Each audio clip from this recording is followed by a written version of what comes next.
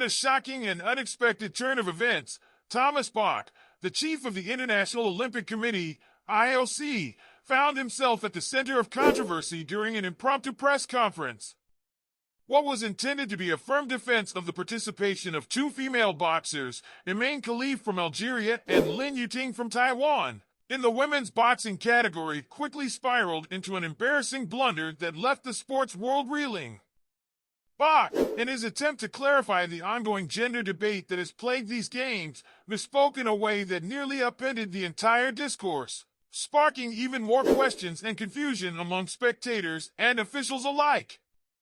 The press conference was initially intended to quash the growing controversy surrounding Khelif and Lin, both of whom had been the subject of intense scrutiny after reports emerged that they failed gender tests last year.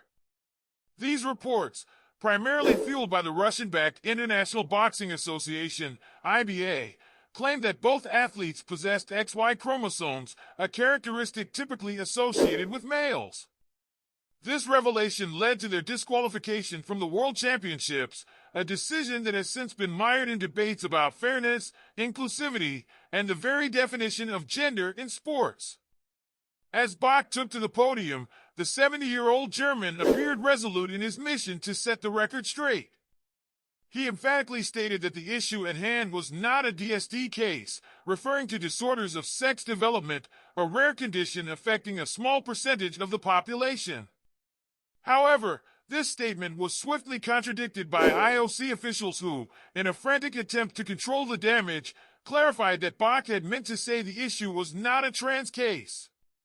The distinction is crucial, as a DSD case could have significantly altered the narrative and perhaps brought a definitive end to the global debate over these athletes' participation. Bach's misstatement, however, only served to fuel the fire. In defending Khelif and Lin, he insisted that there was never any doubt that they were women. His defense was rooted in the fact that both athletes were born as women, raised as women, and have passports as women, aligning with the IOC's definition of female athletes. He urged the media and public to respect these women as human beings, condemning the confusion and hate speech that had arisen from the controversy.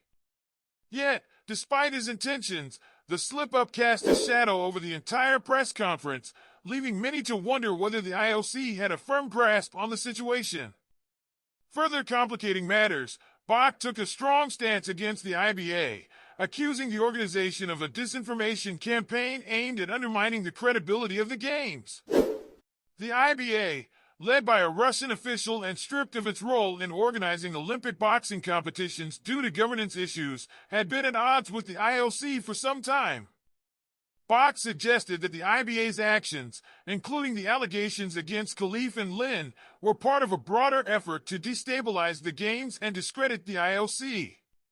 He dismissed the IBA's credibility, urging the public to critically evaluate the federation's recent comments. As the press conference drew to a close, Bach's attempts to steer the narrative towards the success of the Paris 2024 Games, flanked by Paris 2024 boss Tony Estanguet and communications chief Andy Camps, were overshadowed by the earlier gaffe. The incident highlighted the deep-seated challenges the IOC faces in navigating the complex intersection of gender, sports, and politics, especially in an era where such issues are more scrutinized than ever before. Thomas Bach's blunder, though unintended, underscores the volatility of the ongoing debate about gender in sports. While his intentions were to defend the integrity of the athletes and the fairness of their participation, the misstep has only intensified the scrutiny on the IOC and its policies.